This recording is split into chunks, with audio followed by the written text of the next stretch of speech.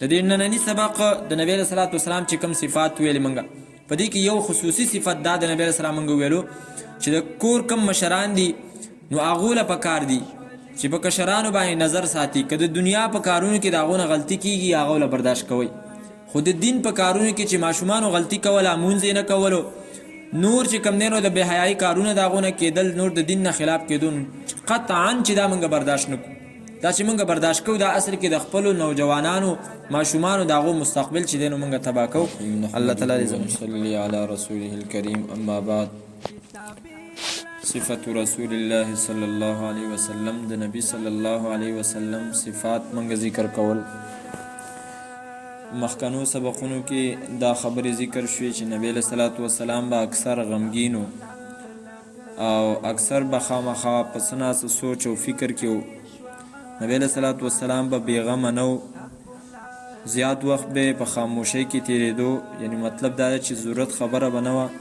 نبی صلی الله علیه وسلم به خبرې نه کولې چې ضرورت به خبرو ته نو او په دې کې د خبرې طرف ته اشاره ده چې ډېرې خبرې کول چې دی نو نه دي پکار بلکې زیاته خاموشي چې دی نو هغه انسان له غوره ده ځکه چې کله هم یو سړی خبرې کوي نو په هغه خبرو کې ټیک ده که څه خبرې بخي خو دا ده چې د بل د خوشحاله کولو دپاره یا د بل د خندولو دپاره کله کله د سړي نه چې دی نو بیا خبرې بېځای خبرې راوځي یا داسې خبرې چې په هغې کې دروغ وي نو د دې وجې نه انسان له پکار دی چې بېځای خبرې هغه ونه کړي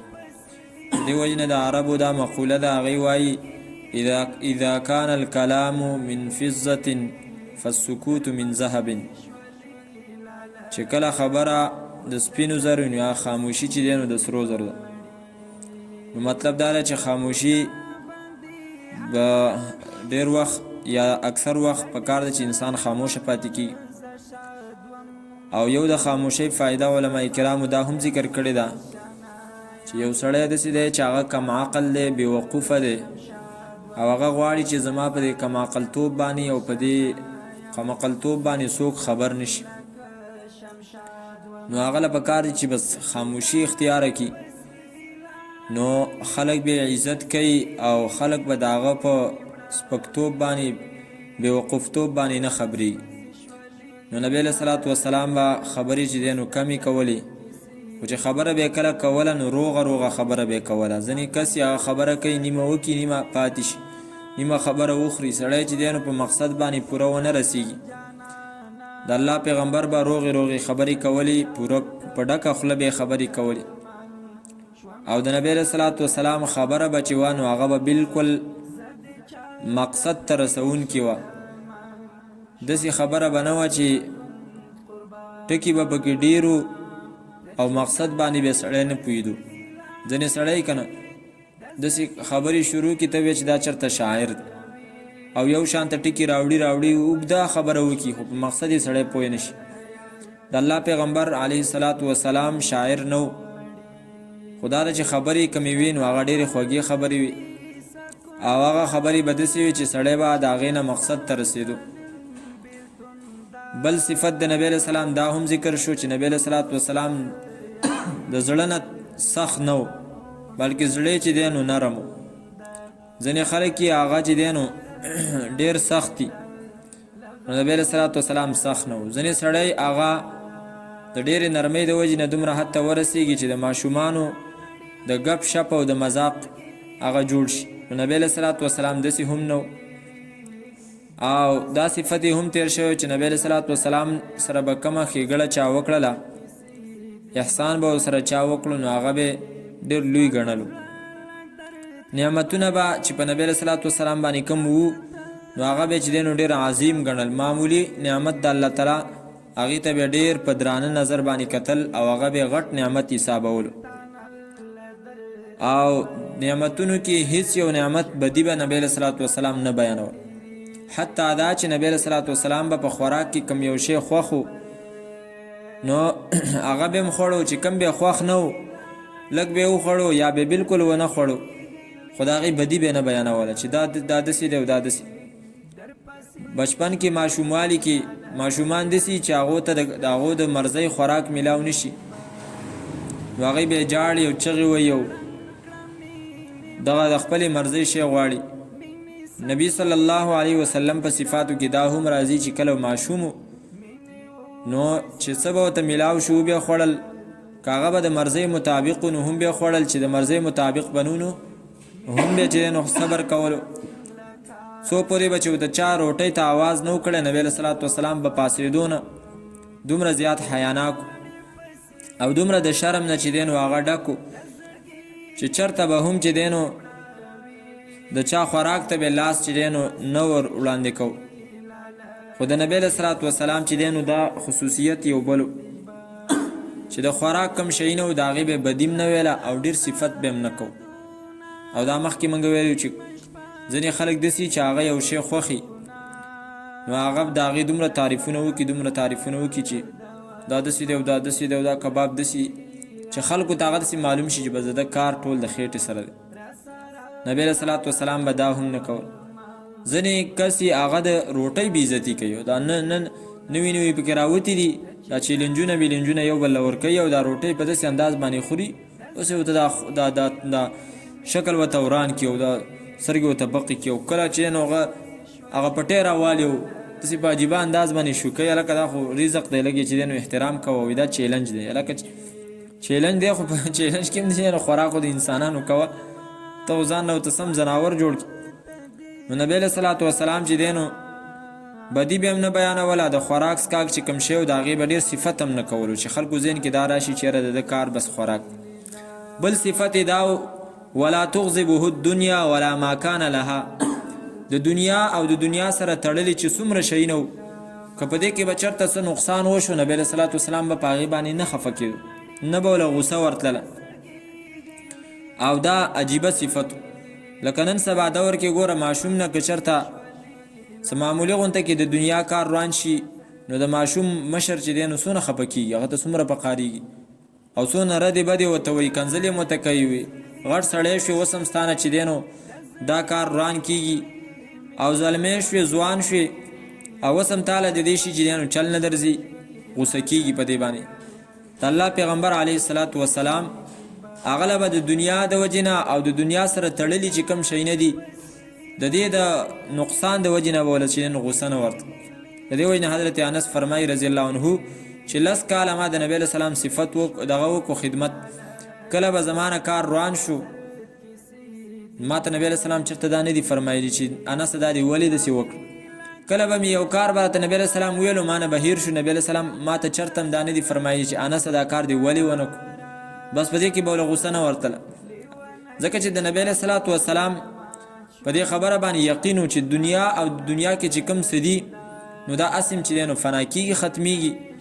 نو دې وجې نه دومره توجه به دنیا ته نه کوله د دنیا شیونه چې څومره و په هغې باندې به دومره نه خفه کېدو.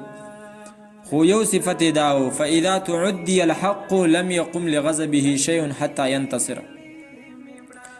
ینتصر له چې کله به د دین د یو کار د یو حق مسئلې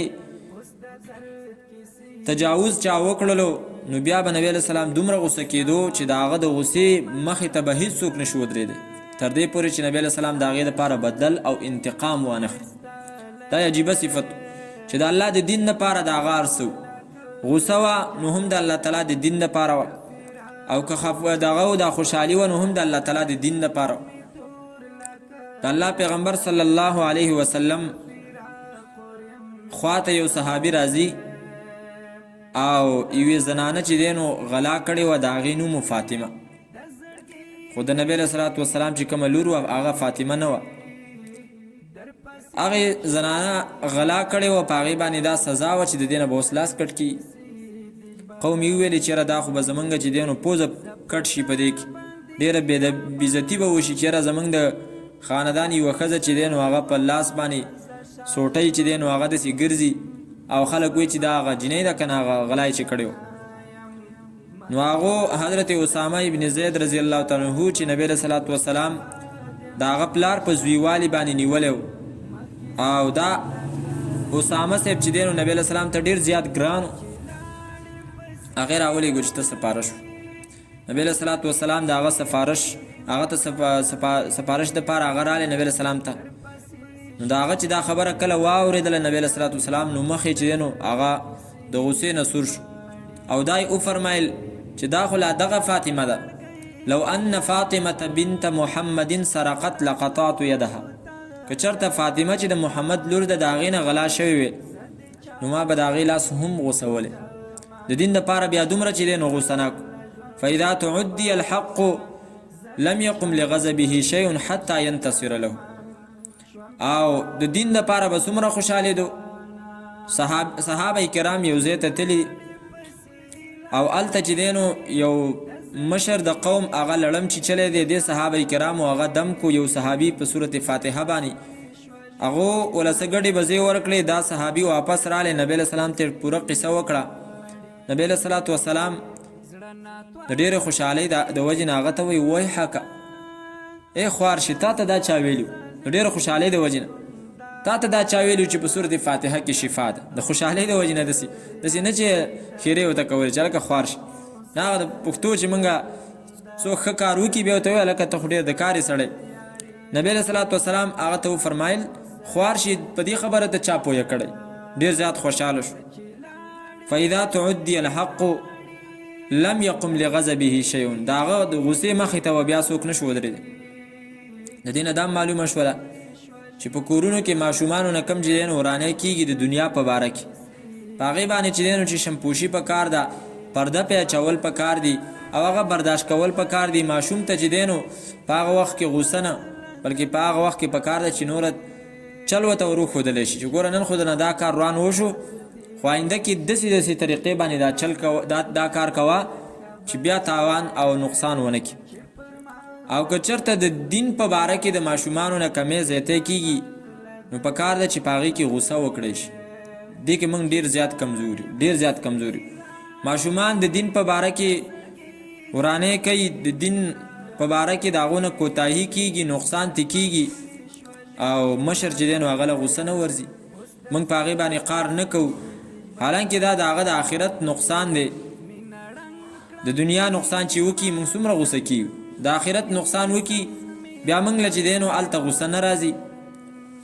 ماشومان په کور کې چې کوم دی نو د دین خلاف چلیږي، د الله د پیغمبر صلی الله علیه وسلم د سنت خلاف چلیږي او رسم او رواج او کلچر او د انګریز په غلامۍ کې رواني، سر د هغو په طریقه باندې، ګیره د هغو په طریقه باندې. دغه رنګې نور چې دی نو نظر غلط استعمالیږي، د ماشوم اخلاق بربادیږي، وخت یې ضایع کېږي، هلته بیا موږ له غوسه نه راځي. نو دا د نبی علیه صلات وسلام چې کوم صفت و د هغې نه خلاف خبره. دا د نبی علیه صلات وسلام چې دا کوم صفات موږ وایو مقصد په دې کې هم دا دی چې دا صفات په موږ کې راشي. نو دا ګوره عجیبه صفت و د نبی علیه السلام چې د دنیا په کار باندې به په ورانېدو غوسه نه ورتلله، خو چې کله به د دین نقصان نو هلته به بیا د هغو د غوسې مخې ته څوک نه شو ودرېدی. حالانکه څومره د اخلاقو مجسمه پیغمبر چې الله تعالی فرمایي زما پیغمبره انک لعلی خلق عظیم، ته ډېر په لویو اخلاقو باندې چې دی نو قایمې او ډېر ښایسته اخلاق تعالی الله تعالی درکړي دي. او هغه پیغمبر چې هغه ته الله تعالی په خپله رحمت للعالمین ویلی دی، د هغې نه باوجود نبی علیه صلات وسلام چې کله به د دین خلاف کار چا وکړو نو هغه مخامخ به چې دی نو نبی علیه السلام به دومره غصه شو چې د هغه مخې ته به څوک نه شو ودرېد. نبی صلی الله علیه وسلم په یو مجلس کې ناست دی. حضرت عمر رضی الله تعالی عنه د تورات یو نسخه راوړې ده، د نبی علیه صلات وسلام مخکې د هغې تلاوت کوي. حضرت ابوبکر رضی الله تعالی عنه چې هغه د نبی علیه السلام په مزاج باندې پوهېدو، نبی علیه صلات وسلام مخ چې دی نو هغه ورو ورو سور کېدو د غصې د وجې نه. نو حضرت ابوبکر حضرت عمر ته وفرمایل الا تنظر الى وجه رسول الله يحمر، ته د نبی علیه صلات وسلام مخ ته نه ګوري چې د غصې د وجې نه دومره سور کېږي او ته لګې د تورات تلاوت کې د نبی علیه صلات وسلام مخې ته. چې کله حضرت عمر رضی الله عنه د نبی علیه السلام مخ ته وکتلې فورا چې دی نو هغه د تحیات په شکل باندې کېناستو او فورا یې دا ویلې رضیت بالله ربا وبالاسلام دینا وبمحمد صلی الله علیه وسلم رسولا ونبیا، زما اسلام خوښ دی، الله مې رب دی په دې راضي ما، اسلام مې دین دی په دې باندې راضي ما، محمد علیه الصلاة والسلام مې پیغمبر دی په دې باندې راضي ما. نو د هغې نه وروستو د نبي علیه صلات وسلام د مخ هغه غصه ختمه شوه او بیا یې وفرمایل که چېرته حضرت موسی ژوندی وی لو کان موسی حیا ما وسعه الا اتباعی که چېرته حضرت موسی ژوندی وی نو هغه دپاره هم د بلې خبرې ګنجایش نه و سوا د دې نه چې هغه زما تابعداري وکړي نو د خبرې مقصد دا دی چې نبی علیه صلات وسلام خوی سو چې کله به د دین خلاف کار کېدو نبی علیه صلات وسلام غصې ته به مخې ته څوک نشو ودرېدی او که چېرته به د دنیا کار چا وران وکړو نو ویل خیر په هغه باندې به چې دی نو پرده راواچوله صبر به یې کولو بل صفت یې دا لا یغضب لنفسه ولا ینتصر لها د خپل ځان دپاره به نبی علیه صلات وسلام نه غوسه کېدو د نبی علیه صلات وسلام په شان کې خلکو څومره ګستاخي کړې نبی علیه صلات وسلام معاف کړي دي تکلیفونه یې ورکړي و نبی علیه صلات وسلام معاف کړي دي حضرت حمزه د نبی علیه صلات وسلام څومره محبوب تره هغه د وحشي رضی الله عنه د لاس نه هغه شهید شوی او ډېر په عجیبه انداز باندې شهید شوی خو نبی علیه صلات وسلام هغه معاف او دا ورته وفرمایه چې وحشي ان الاسلام یهدم ما کان قبله اسلام مخکني ګناهونه معاف کوي خو صرف ته دومره کوه چې زما مخې ته مه کښېنه ځکه چې زما تره ماته بیا مخې ته رایادېږي کوشش کوه چې زما نه بل سیر ته چې دی نو ته کښېنه